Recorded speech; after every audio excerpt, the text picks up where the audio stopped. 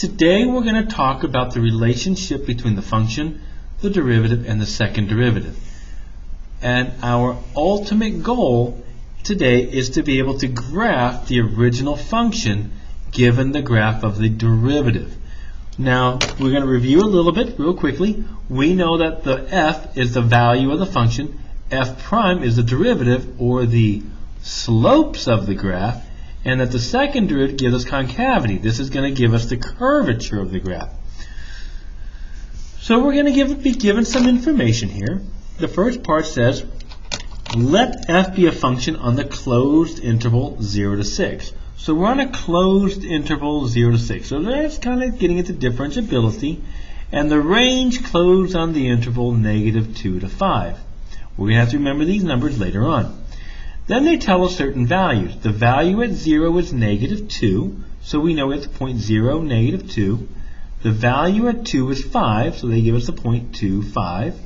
And then they give us the value at 6 is 0, so we have the 0.60. Now notice this is not the original graph. They are giving us the graph of the derivative. So I'm going to identify that by saying this is a derivative graph right there, not the function itself. Now we're going to be doing the same skill quite a bit throughout the year. So this is something we want to be definitely paying attention to. So since I know this is my derivative graph, I'm going to write out some information that I already know. If this is my derivative graph, my slope is positive above the x-axis, negative below the x-axis, and the slope is 0 on the x-axis. So the first question, let's read it. It says find all the values for which the function assumes a relative maximum or a relative minimum. So right away I'm thinking first derivative test. That's the ugly looking one there. That's our first derivative test. So we need our critical numbers. Where is the derivative, 0 or d and e? And remember, this is the graph of my derivative, so we're really looking at where the slope is 0 on that x-axis. So we have 0, we're going to include 0 because it's my starting point for my derivatives, 2, 4, and we're going to include 6. We're going to include the endpoints here. Mainly we're going to include the endpoints because this is my derivative graph. The slope is 0 at that point. If this was the graph of the function, we wouldn't know anything about the slope at 0. But this is the graph of my derivative, so we actually know the slope is 0 here. Doing our sine chart, include your domain from 0 to 6, f prime and f, and we've been doing this for a lot of times now. Put your critical numbers in there, 2 and 4. We're going to put our critical numbers in. Between 0 and 2, we are above the x-axis, so we know that the slope is positive. Between 2 and 4, we're below that x-axis, so we know it's negative. The function's going down. Between 4 and 6, we are above the x-axis, so it's positive. The function's going up. So if I want to find out where we have a relative maximum or relative minimum, I'm going to be looking at my sine chart. We have a relative maximum. This is where the derivative goes from positive to negative. We have one at x equals 2. And that's the only one because the derivative goes from positive to negative. We have a relative minimum, I guess I probably should put of x, at 4. X equals 4. And the reason, because the slope goes negative to positive. And that is because the derivative goes from negative to positive. Very easy to do all of this. Now the next question, this is where it gets a little bit different for us. This is going to be a little bit different than we've done in the past. We're now asked to find the intervals in which the function is concave up or concave down. This is our second derivative. This is our concavity test. So we need to look at the second derivative. Now this is what the problem is. Typically we were always given the graph of the second derivative, but if you notice we're looking at the graph of the first derivative. So how do we find it? Well, we need those PPOIs. PPOIs. This is where the second derivative is 0 or D and E. So how do we find that if we're given the graph of the first derivative? Well, recall the concavity talks about the change in our derivative. So I'm looking for where my derivative changes. In other words, I'm going to look at the slope of the derivative. I want to find out where my derivative, or in other words, where f prime changes signs. That's what I'm looking for. And where does that occur? Well, if I go up to my graph, if this is my derivative, my changes, I shouldn't say signs, I should say slopes, excuse me. We're looking for where the derivative changes slopes. So here, the slope is increasing, but here the slope is decreasing. But here the slope is decreasing. So in between, the second derivative would be 0 up here. Same thing at 3. The slope of my derivative is negative, and then the slope of my derivative is positive. Well, that changes here. So my second derivative would be 0 there. Between 3 and 5, the slope of the derivative is positive, and then afterwards the slope of the derivative is negative. So again, our second derivative would be 0 right there.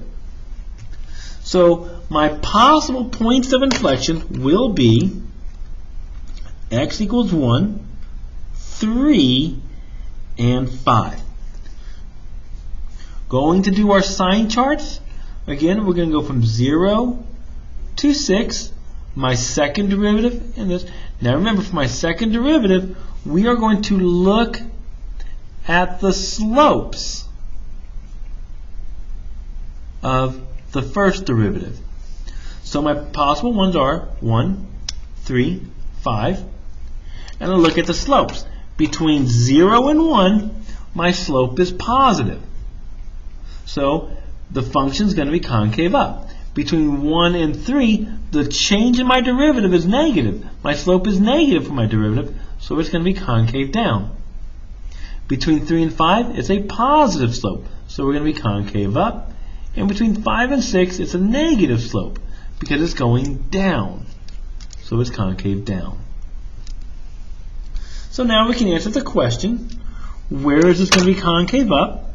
Concave up on 0 to 1 or 3 to 5, and that is because the second derivative is positive.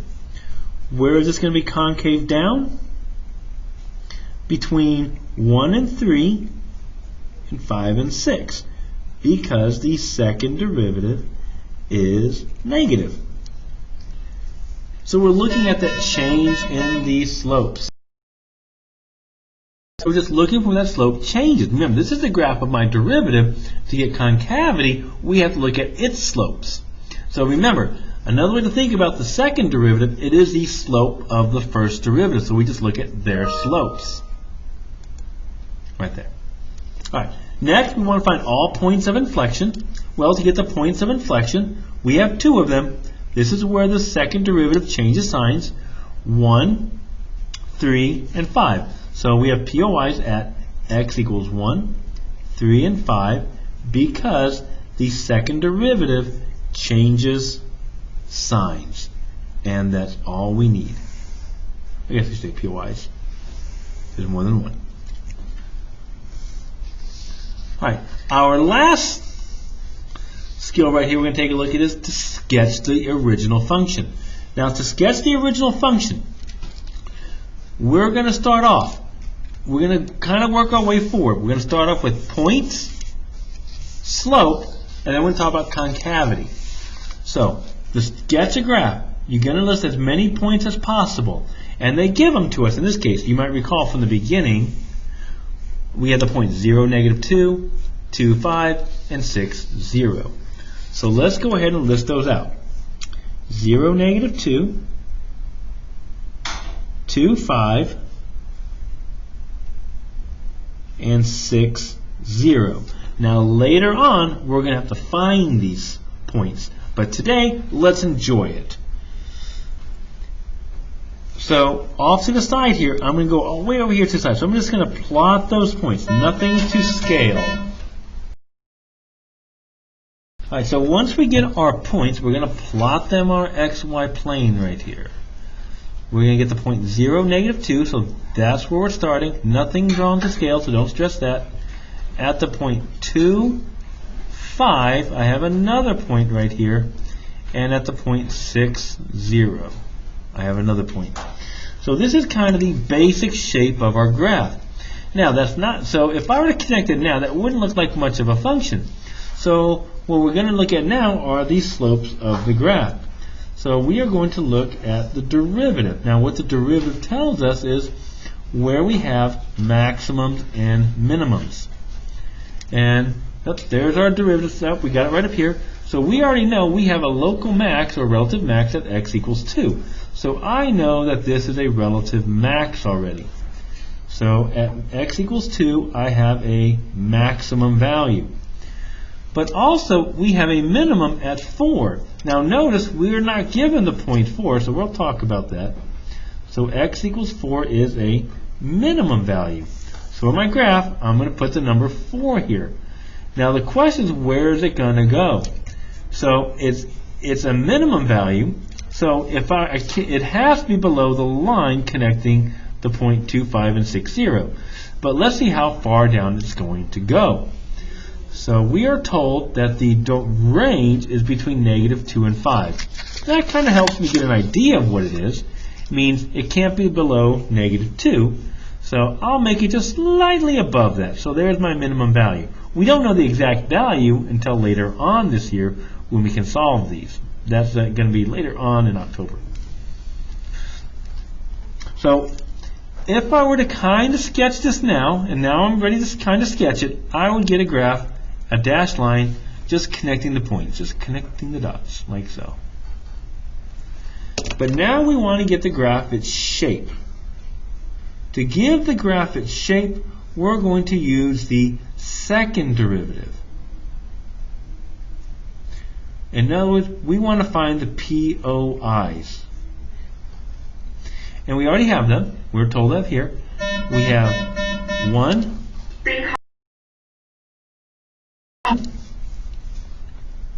3, and 5. And now we're going to find out why I like these dashed lines right here. Because that's going to help me plot my point of inflection. So at 1, on this line up here, I'm going to put a POI. And I'm going to identify it. POI. At 3, POI. Boy, oh boy. And at 5, on that line, POI. There we go. And now we're going to talk about concavity. Concavity is what gives the graph its shape. So I'm only going to look at 1. Between 0 and 1, from my concavity chart, we know that this is concave up. So I'm going to draw concave up. Now notice, when I draw concave up, I'm not going to go down. We're not going to go down, because if I go down, I am creating a minimum value that we don't have. So you have to be very careful. Concave up is just something very simple like this. Don't go down. Next is going to be concave. Sorry, that's concave up. So concave down, between 1 and 3, it will look something like this. Now that is a relative max, so we already know that. Next, between my next 2 points of inflection, between 3 and 5 is concave up, with that being a minimum value. There we go. And then lastly, between 5 and 6, we know it's concave down. Again, I'm not going to go up and go down. Okay? 1, I would cross the x-axis, and 2, I would be creating another. If I were to go up, and down, I'm creating a maximum value, which would show on my sine chart. So it's just going to be kind of going like this. Concave down. And what you wind up with, just in time for Halloween, a scary little ghost. But there's our little function right here, okay? And I hope you guys enjoyed the video. I'll see you guys in part 2. Bye-bye.